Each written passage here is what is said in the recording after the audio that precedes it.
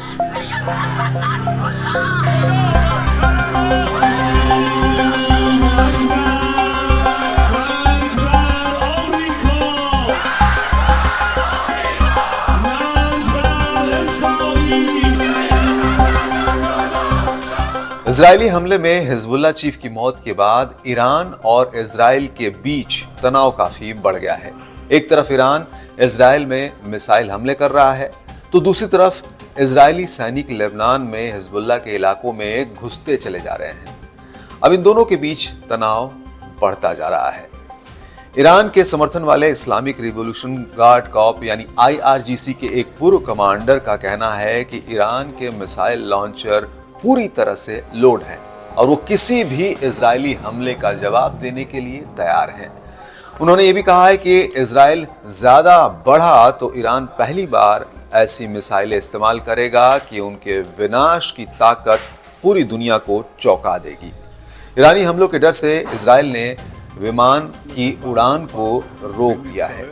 IRGC ने उधर कहा है कि इजराइल पर उनका हमला संयुक्त राष्ट्र चार्टर के अनुच्छेद 51 के अनुसार देश की आत्मरक्षा के अधिकार के तहत था। इसके साथ ही IRGC का कहना है कि ईरान का हमला अमेरिका द्वारा समर्थित लेबनान और गाजा के लोगों के खिलाफ बढ़ते अपराध के खिलाफ हमला था।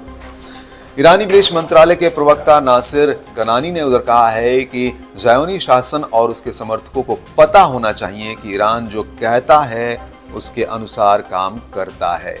कनानी ने कहा कि ईरान की संप्रभुता, क्षेत्रीय अखंडता और राष्ट्रीय सुरक्षा के खिलाफ कोई भी साहसिक और बेबुनियाद कार्रवाई अनुत्तरित रहेगी, यानी उसका जवाब दिया जाएगा।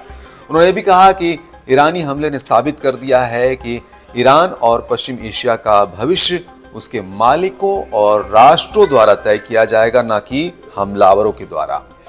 इस बीच ईरानी विदेश मंत्री अब्बास अरागची ने कहा कि देश ने इजराइल के खिलाफ ईरान के जवाबी अभियान के दौरान किसी भी तरह के हस्तक्षेप के लिए अमेरिका को आगाह किया है और कहा है कि इजराइल शासन और उसके समर्थकों द्वारा किसी भी प्रतिक्रिया का सामना किया जाएगा।